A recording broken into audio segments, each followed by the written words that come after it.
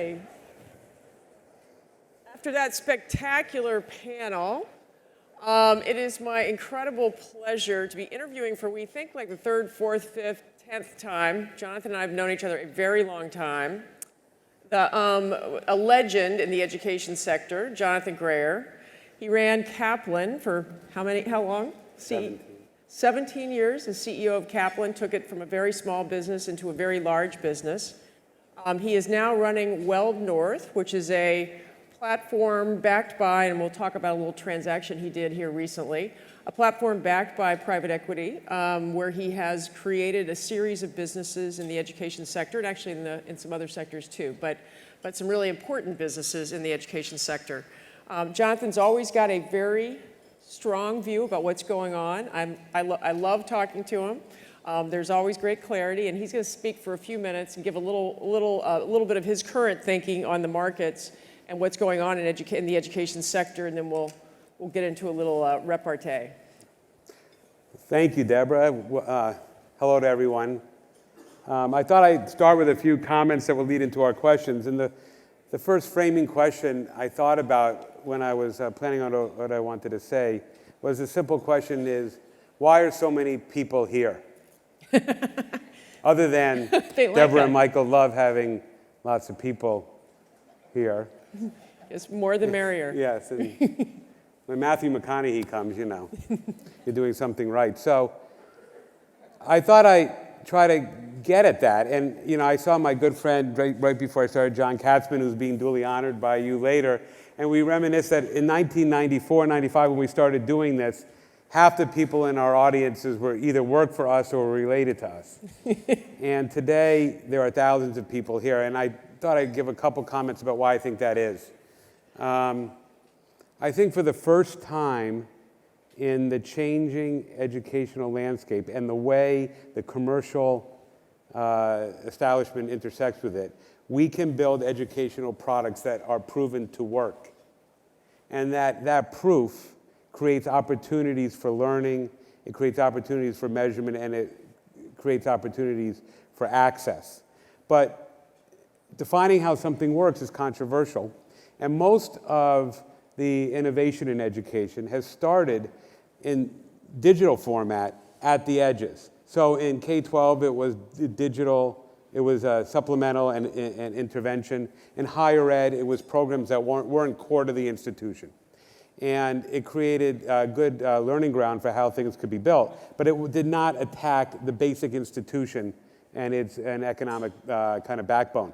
That is starting to happen for the first time, and that's part of why I think so many people are here. In digital curriculum for K-12, which is the business that I'm primarily interested in these days, we can evaluate how a child is doing and if she's making the progress she should in the time allotted. We can hold classrooms and teachers and buildings accountable. We can do it with data that's indisputable. And we can do it in a way that helps inform the learning process. I think a lot of you are here because you want to participate in that revolution. In higher ed, for the first time, the notion of online learning, which by the way was a successor to the Albert Merrill School, where you could learn how to do almost anything but with books sent to you, those skills are now being used for the first time in meaningful ways for undergraduate education, not just small parts of a big university that the university might want to scale to make a lot of money. So you see that we have a business called Learning House that does that, but you see the Purdue-Kaplan connection as a first big step in lowering the cost and getting a better outcome. Now that brings up the next reason I think a lot of you are here. We're going to measure those investment dollars for the first time and hold accountable. The market is going to hold accountable the providers. So imagine a world where someone like Purdue-Kaplan or others like you, and there are many institutions thinking about this, offer a $45,000 to $50,000 bachelor's that actually works in the workplace. That's going to create a different kind of accountability for institutions that are charging much more. I think that the third reason that a lot of you are here is there's a lot of money to be made. And our industry has always held up the prospect of being able to make a lot of money. It's hard. It's difficult. There have been many successive bubbles in our industry's attempt to create big, huge companies. And as Deborah and I have talked about before, and I hope we get to, there haven't been very big companies built from scratch in our industry. And the reason for that, first and foremost, is it takes a long time to do it. You know, if you build a piece of learning technology, you have to build it right, but then the right thing you build has to work. Those are two very different things, and it takes a lot of trial and error to do it. And much of the capital that has come into our industry isn't as patient as it needs to be, and we should put it right on the table as we live in this high-price environment. The higher the price someone pays, the more expensive it is to hold that asset. So high prices lead to shorter time frames often, and shorter time frames are the enemy of the good in our industry. I think the record of performance shows that, and I hope that those that are here, because they think they can make a lot of money, are here with a long time horizon, because it will be worth it. It will be worth it because for the investors out there, compounding at 10, 11, 12% might not look great in an IRR environment, but it sure as hell, I would take that today, and I know many of you would. That's what our industry offers, unlevered returns like that, and that's a technical comment. And the fourth reason I think people are here is they, for their own reasons, want to help people learn. They want to be teachers, they want to be students, they are both. And as technology enables anytime, anyplace learning with accountability, we can all be students and teachers.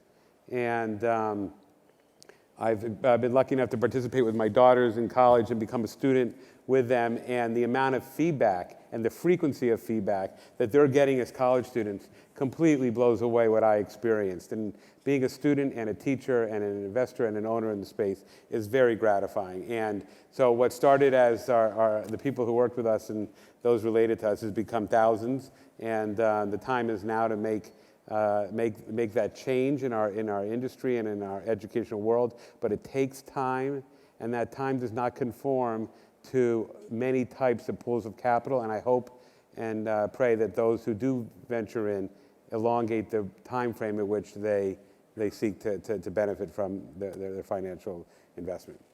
Okay, so I want to really have a two-part question. I want to challenge you a little bit on the time. I mean, I agree with you that people need long horizon. I mean, they need to focus on efficacy and horizons, although the business you built, Edgenuity, which you recently had a relatively material transaction in taking out KKR as the investor and bringing in Silver Lake, that was a relatively rapid build of a business in the scheme of things. And I guess that's we a bought question. that business in July of 2011. Yep. And we sold it in January of 2018. So, Still pretty, okay. pretty, Yeah, pretty I agree with that, by the way, Okay. and we can talk about that. Okay. Do you want me to? Yeah. I mean, let's talk about a couple things. Talk about building Edgenuity, how different that was than when you built Kaplan. Talk about what you're planning to do now, because you obviously have a new partner, and that new partner has new expectations.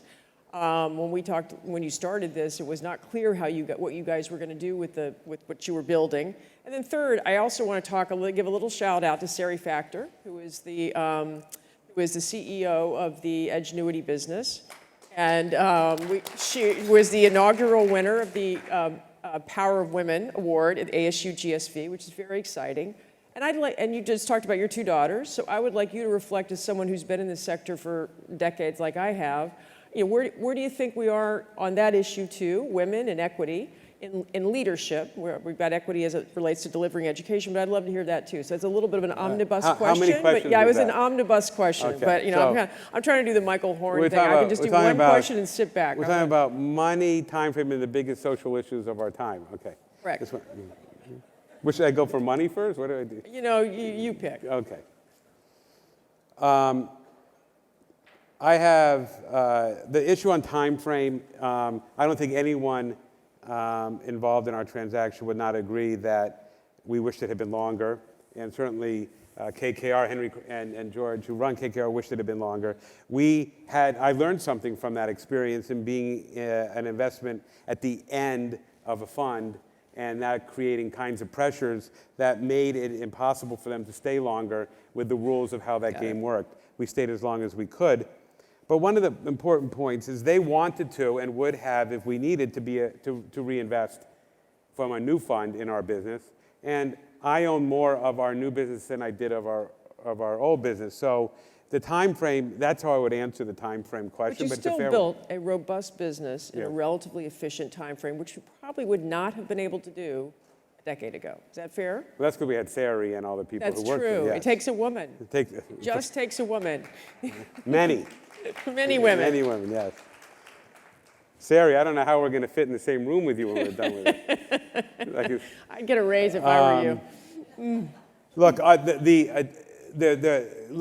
the issue, there are two answers to why we were able to do it. One was obviously our team executed well. Two, we made a lot of mistakes early, not later, and we learned from that. And I would say three, once we got it to a certain size, we were able to buy some things that made it easier on us.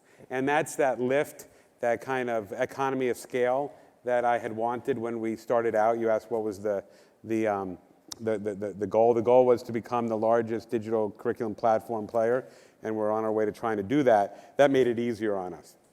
I will say that in building a digital curriculum platform, there are two things that are rate limiting and really difficult. One is building product that works on two fronts. As I said, it comes out the way you thought it would come out, and when it comes out that way, it actually is efficacious. Students perform well when they use it. That's one set of things. But the hardest thing to do at scale in our industry is sell. And so many our digital companies that get to 10, 20, $30 million of revenue have a very hard time going beyond it because of the pay scales, because of the lack of exits, because the IPO notion is really a difficult outcome to hope for. And you have to, we were able to do that, and once we did, things became easier. The third question about women and about education and ed tech companies generally. I think it's extremely important that the company you build reflects the customers you serve. And because of that, if you're serving K-12 schools where a predominant, and firstly K-5, a predominant number of teachers are women, your salespeople have to reflect that, your product and technology people have to reflect that. And in Sari, we have one of the most senior CEOs in the industry. But we need more women. We need more women rising to senior positions, and we're committed to that. Diversity of all kinds is the second part. And our industry is, mixed on that. And I think people who own businesses or run businesses need to be committed to do better, and we certainly take that challenge on. Good. I'd like to hark back a little bit to the prior panel. I think a great discussion around universities and their roles. I'm just curious what you thought as someone who ran a university business in your prior life and have the Learning House business. Do you think universities, back to Joseph Ayun's book and being robot-proof, do you think universities are going to be adequately prepared to respond to workforce change? Do you think it's going to be, and I have a thesis as we look at it, that the K-12 sector, which you wouldn't have said this about 10 years ago, has been far more innovative and flexible and willing to look at new structures and strategies and things to make students be more successful. My observation is it's been much more aggressively innovative than the higher ed sector. Do you think that's true? I asked you backstage how provocative you wanted me to be on this. But let me just say it. Very few institutions, if you take away the cohort creating aspect of what they're doing, meaning you get admitted to this school, you're part of a community, a part of an alumni base, you're part of a brand and an image, live up to the opportunity cost and the massive expense of attending it. Some do, but if you take out the cohort part, you take out all the community and the sorority and all the other things that go along with it, just look at what the outcome you get, which is the only way to judge that outcome other than self-esteem and feeling a part of things is, was it a good economic decision for you and your family? Did that provide you with the skills and the access to get a career and a job that paid you better because of it? And, we have an epidemic in this country which is called some college. People who start and do not finish, who pay a lot of their own money and borrow a bunch more. that epidemic has to be cleaned up and the marketplace has to do that. How is it going to do that? It's going to do that by offering shorter, more focused associate type programs, and it's going to be offering more flexible, lower cost bachelor's programs like Purdue hopes to do with Purdue Global. I don't think that most institutions are prepared for this, but the market's going to bring it to them, and when it does, it's going to be vicious. Because if you look at the harbinger of real estate in this country and high price point, and what's happened at the high price point college is still is equally a threat. So, keying off what your comment about Purdue Global, as the former CEO of Kaplan, can you give us your perspective on that transaction and what you think? Don Graham, who was my partner and funded it, the Graham family, who owned the Washington Post company, called me and said, in 1998, we bought a little company that provided legal nurse consulting for nurses who want to advise sole practitioners on the legal risk, the malpractice risk in their little practice. That entity was bought by Purdue to form Kaplan Global.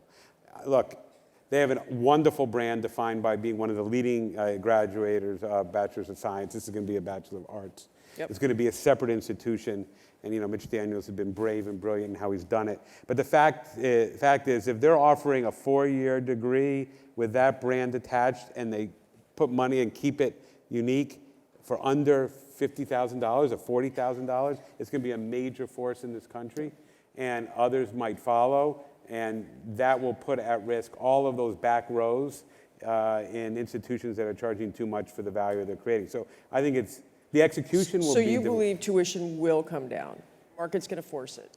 Well, I believe that that institutions that do not grow will go out of business. Once their real estate can't be mortgaged anymore, once they're unable to draw down any of the money they have put aside for a variety of reasons, they're going to go out. You're going to see, as you heard on the panel, hundreds, if not 1,000 schools closing in the next 20 years. Yep. Just another quick one keying off that panel as well, this whole issue of workplace learning. We saw Adecco acquire General Assembly this week, which was, I think, a very smart move on both ends. We saw WeWork acquire Flatiron School. It's a little bit of a different version, but what do you think about the movement of learning into the workforce, into enterprises? What's going to be the burden shift around, to Joseph's point, lifelong learning held up by the workforce? Well, I think that the degree to which a skill can be defined by an employer and then digitized and delivered online anywhere is the degree to which you're going to see rapid deployment. This is not a new concept. It's also not a new concept that Starbucks tried to give it as a perk, HR. Right. That didn't work. It didn't work in a meaningful way. What's going to work, as always has worked, is no different than Harvard Law School. People go to Harvard Law School because they earn more if they do. Learn to earn has been at the foundation of every type of schooling that every type of graduate school, which is basically souped up paraprofessional. That is, to the extent it can be shrunk and it can be delivered in a very targeted way, big employers that have lots of open recs in certain narrow job classes are going to buy, as Adecco did, the ability to do it, and they're going to do it themselves. And that's a good thing for employers. It's a great thing for employees who can spend much less money to get pay raises. And of course, this is not new. Teacher unions have been doing it for 100 years. You get your 6th year, you make more money. And so it's going to be the same thing. That will take money. Now, that gets into the whole community college system, and what is doing that now. It's going to disrupt all of that. When institutions can do it themselves and can do it without a physical facility to do it. Okay. Probably our last question, but I just want to think, this is obviously a technology conference. You heard Martha say she'd seen 100 new ideas in 3 days. You obviously are sitting in a roost where you all see everything, right? And AI, machine learning, robotics, we're seeing... Chatbots, yeah. Chatbots, everything. So in your view, what's the most exciting technology on the horizon that's going to totally transform learning outcomes or learning experiences? Well, it starts with accountability. So what technology is going to make parents and teachers and institutions accountable? And I think that the most exciting technologies are the ones taking out of the cost structure, like chatbots, all the things that defray money away from teaching and learning. And in the end, the most exciting technologies are going to give data back to a teacher so that she can teach a student better in areas that he or she is weak in. And so when you get into machine learning or chatbots or any of the AI stuff, the degree to which it does that is the degree to which it's going to be exciting. Because in the end, as I've said on other interviews, almost everyone in this room could remember their third grade teacher. Mine is Jane Roberts. She's famous by now because I've said this so many times. But no one here can remember the name of the book you used in third grade. And the degree to which technology makes that more true, not less, is the degree to which people will learn better and will get better results. And everything is, relative to what those changes can be. Work rules and all those other things that go along with it. Or as my grandmother said, living to 92 is a long time until you're 91.